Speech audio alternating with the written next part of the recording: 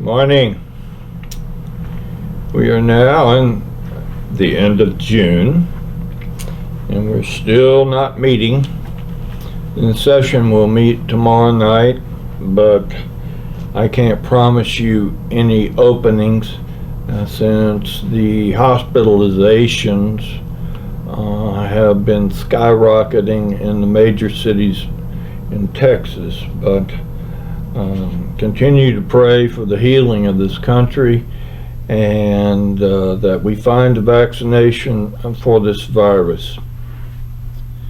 And reading through the lectionary texts for this morning, I immediately became aware that there are parts of the Bible that probably should be hidden, not made known to those who are not of the faith.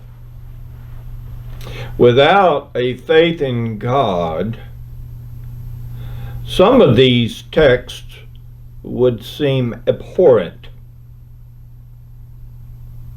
Even for those of us who have faith in God, they are certainly difficult to comprehend. Such is the lectionary Old Testament text. When God asks Abraham to sacrifice Isaac. Now, back in the old days, I remember in church school class when I was growing up, the way elementary church school was taught, oftentimes you had a big picture, a graphic picture of the Bible story of that day. And I will never forget when the Bible story was about Abraham's sacrifice of Isaac. That picture was before us as the story was told. There was Isaac bound with ropes on a kind of rock altar. Terror across his face. He's trying to break the bonds of the ropes. And there stood Abraham over him with a curved knife. His hand is raised, about to plunge that knife into Isaac's chest or cut his throat with it.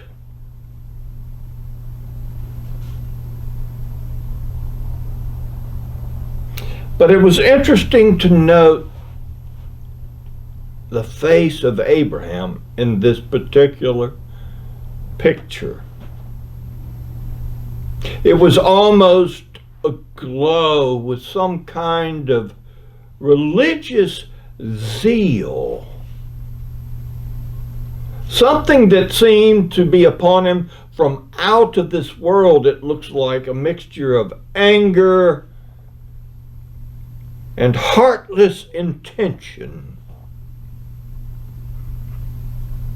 Maybe even looked like a zealot for God who is willing to sacrifice other human beings in the name of God. Now, being a son of a Presbyterian minister, the only son, it didn't sit well with me.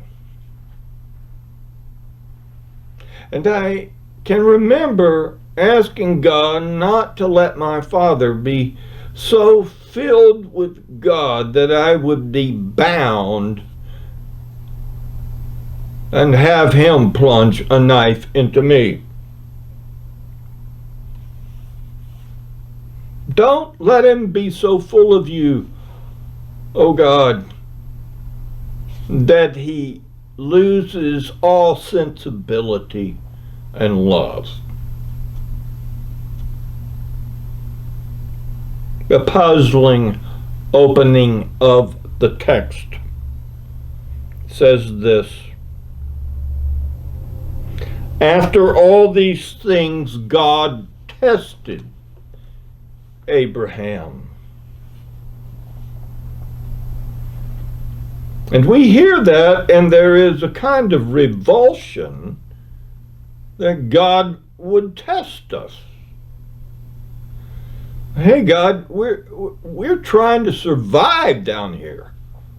We've got enough problems in life without you throwing stumbling blocks, final exams, or midterms at us. No, this text is not for non-believers, and neither is it a text for those who give a quick nod in the direction of God and then go on about their own business. And it's certainly not a text that is explainable to children. It is, however, a central text to the figure of Abraham in the book of Genesis. From this text, we remember Abraham. If this particular faith statement had not been made, we would probably never have heard Abraham's name. We talk about the faith of Abraham. 3 monotheistic, one God religions, Judaism, Christianity, and Islam, trace their lineage back to Father Abraham. But this is a text that is for mature audiences only. It is a text for those who yearn to have a deeper relationship with God. Now, I want you to understand that for decades, Abraham had a relationship with God. And in those years, it was a pilgrimage to this penultimate point. When Abraham first meets God, God says, I want to make a covenant with you that your people, your sons and daughters and grandchildren, your progeny will be as many as the stars in the heavens. Well, that sounds like a good deal to Abraham. As a matter of fact, Abraham's name means Father of the Multitudes. In the ancient language, that's what it means. Now, the first request that God has of Abraham, I want you to leave where you've grown up, where you've built your businesses, and I want you to go to another land. And God leads Abraham to the land that we now call Israel. It's a good land, but that's not the end point of Abraham's pilgrimage of faith, just going to a good land because God said to do so. Let's talk about Abraham, who he was before this sacrifice of Isaac. Now, Abraham married the best looking woman in town. Everyone who saw Sarah thought she was the prettiest woman. She could have won Miss Middle East in a beauty pageant. He was happy to have her, I'm sure. So, one day a famine came in the area we now call Israel, and as so many did, they took a pilgrimage to Egypt so they would be able to sojourn there and live, because Egypt was pretty good at storing food for famine. The famine had not hit there. And as they're coming into Egypt, Abraham looks at his beautiful beauty queen wife, and he remembers the promise of God, and he tells Sarah, "You are so beautiful that when we come into this foreign land and they see that you are married to me, why, they're going to kill me and take you as their own wife. So why don't you tell them you're my sister?" And sure enough, word got out to Pharaoh in Egypt and said, "Boy, there is this wonderful looking woman. Go down there. It is this man's sister." And I suspect that this Pharaoh came and said, "Could I marry your sister, or at least take her into my harem?" And I suspect, things being as they were in that day, that the Pharaoh paid a good bride price.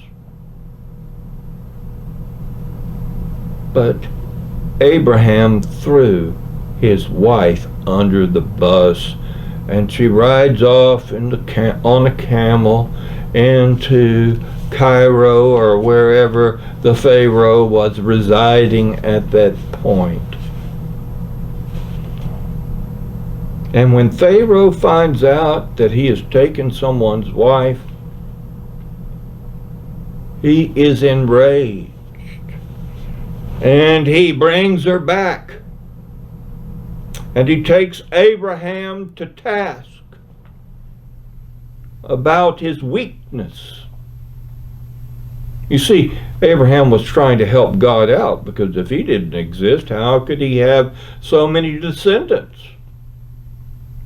He'd sacrifice his own wife for that. You'd think Abraham would learn his lesson. No. He did not learn his lesson. They were going into another country. The same identical thing happens. Abimelech is king, sees beautiful Sarah. Oh, she's my sister. He takes her, Sarah, into his harem until people start getting sick, and God warns him that you've taken the wife of this man Abraham, and he sends her packing. You see, Abraham and Sarah were trying to help God out.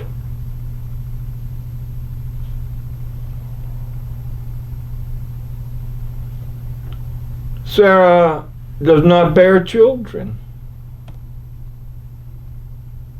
Well, we've got to have God's promise come true. Let's help God out. Here, take my handmaiden, Hagar, an Egyptian,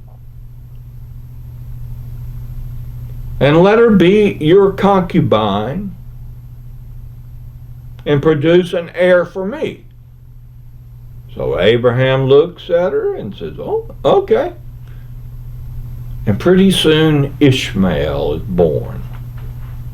But there is strife in the family. Hagar, the Egyptian maid, can have children, but Sarah cannot. And they end up taking Hagar and Ishmael, her son, dumping them in the desert to die. Gotta help God out.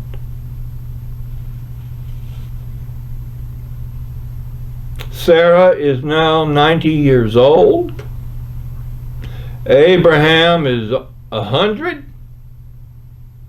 3 visitors come to their tent,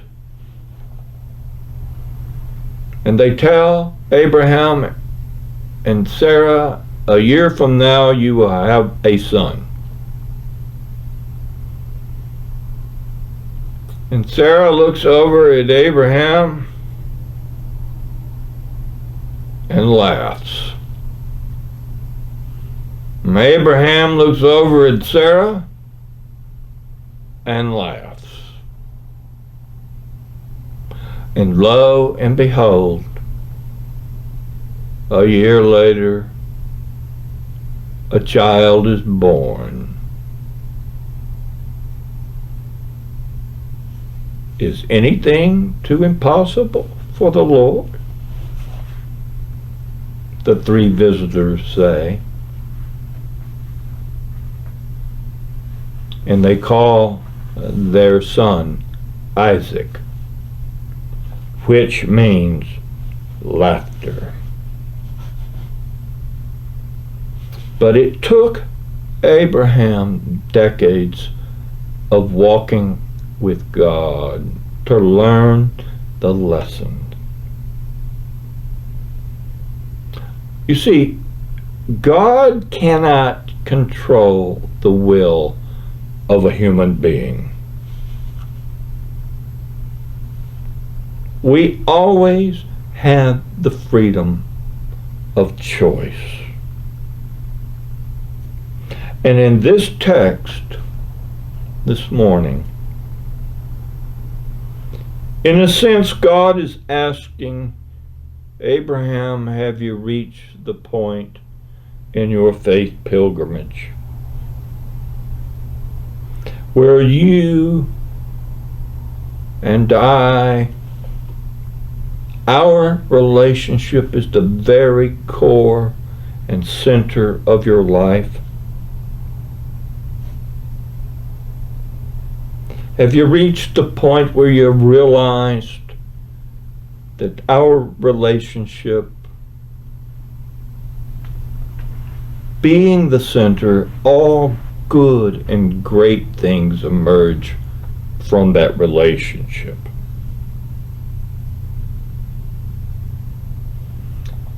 The rabbis will tell us in the Hebrew that this was not a command of God, it was a request. Abraham, will you? Is there something that stands as a stumbling block through the first thing first, our relationship, even your son?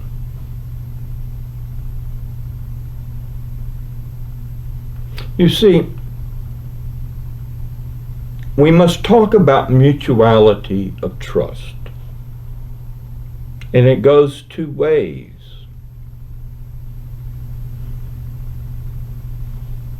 Does Abraham trust God? Does God trust Abraham?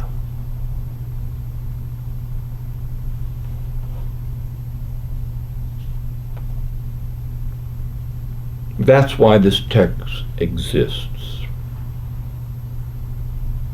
It is proving ground of mutual trust between a human and God. And I perceive nowadays that life, as we live it, is the proving ground for trust. This current crisis that we're in with the COVID-19, as much as we think, well, it certainly will lead people to God, that is not true. The Great Depression didn't lead people to God. These are historical facts.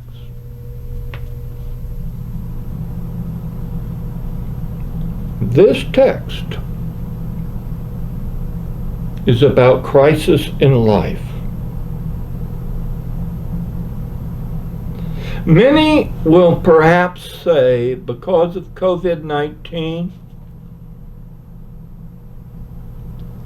aha, this is proof that there is no God.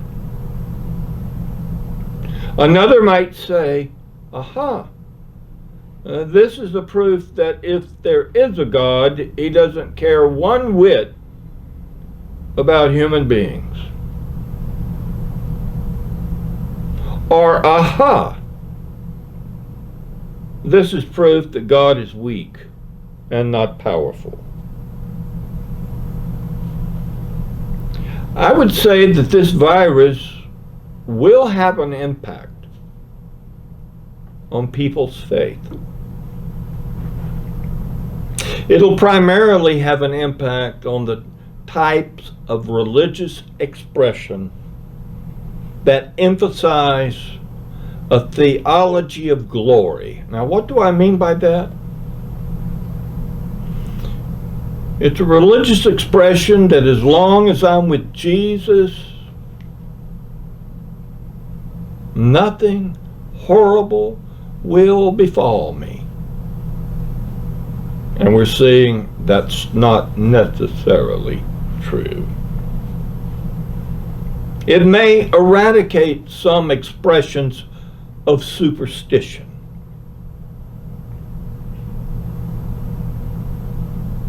I believe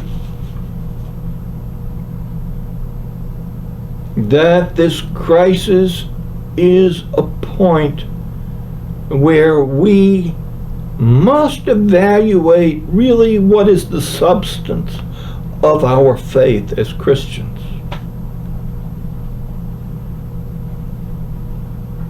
Crisis comes as a product of being alive.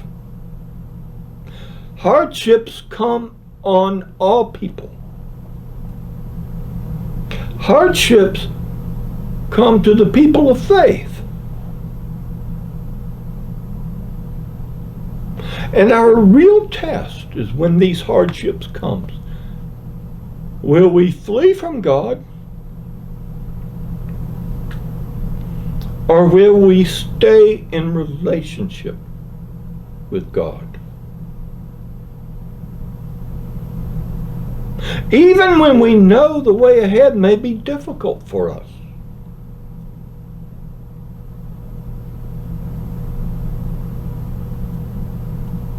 Are we willing to give up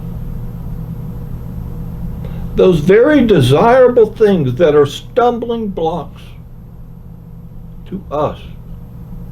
Those things that keep us from making God number one in our lives. In crisis, we really get down to the point. Do I trust God? Or do I distrust God?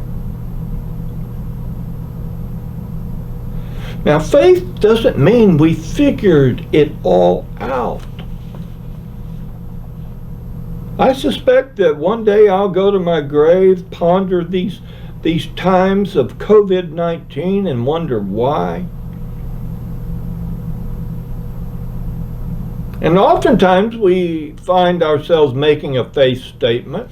I will follow God as long as I know where the trail is going and I like where that trail is going.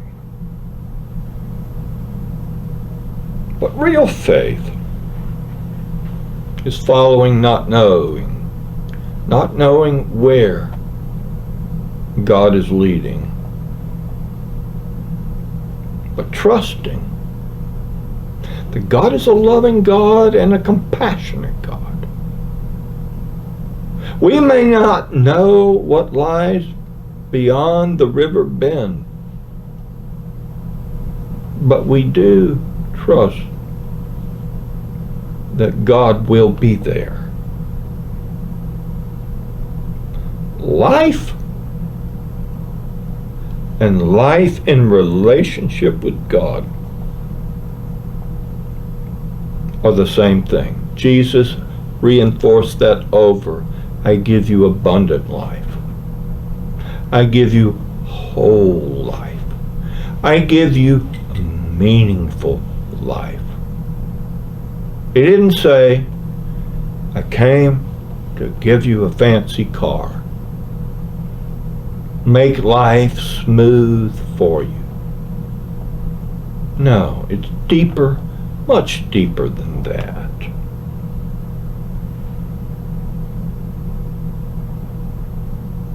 Now, certainly this text is for mature audiences. It's for those people working on their faith. It's for people who are growing mature in their faith pilgrimage. For those who are maturing in their life with God, growing where God is the first thing and the most important thing of their life. When crisis comes, to deny a trust in God would be to deny one's very heart, one's mind, and one's soul. And without that, we relinquish ourselves to the absurdity of living, marking time until the end. So I say to you in conclusion, yes, the crisis is difficult. But it is in time of crisis that we take into account, give an accounting of our faith pilgrimage. Where are we? Where are you? Where am I? Don't let the crisis pass without asking these questions. Until next week, may God bless you and keep you. May God make his face to shine upon you. May God lift his countenance to you and be gracious to you this day and forever. Amen.